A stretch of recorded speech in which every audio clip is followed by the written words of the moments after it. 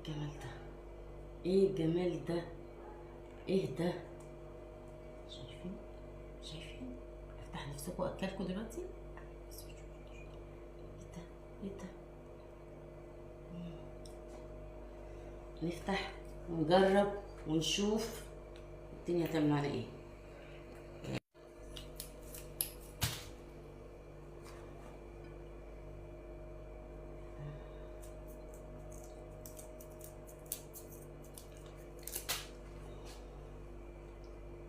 كش معانا النص بسبب التنظيف. شايفين؟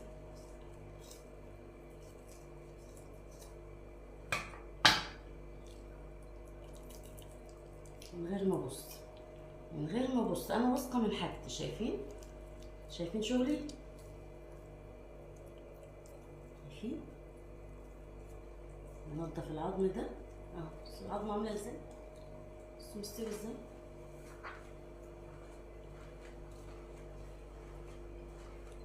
ننضف بقى كده.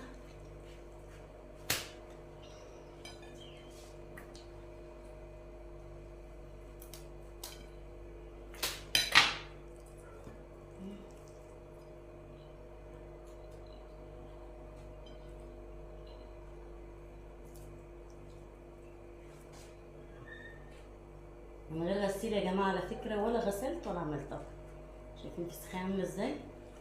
لا حاجه زرقاء ولا حاجه فيها تغيير في اللون ولا الهواء. انا واثقه من حاجتي، انا بطلعها ازاي. على فكره يا جماعه، انا الفسيخ في اي مكان في الدنيا لما بتشتريه كده بيطلع من عند الفسخاني بقشره بخياشيمه براسه بديله بكل حاجه. انا لما بطلع اوردر بطلعه نضيف زي الفل. الديل بيتشال، الخياشيم بتتشال، مش اوردر من حد. لا، انا بحب اطلع حاجتي نضيفه. يعني مش من حق حد يقول لي لا انت كان المفروض تفتحي السمكه، لا انت كان المفروض، لا انت عايزه مخلي هجيبهولك مخلي ده بسعره، عايزه نضيف بنضفهولك. انما انا لما بطلع الفسيخ ده من ذوقي انا بنضفه للزبون اللي هو ايه هياخده. تمام؟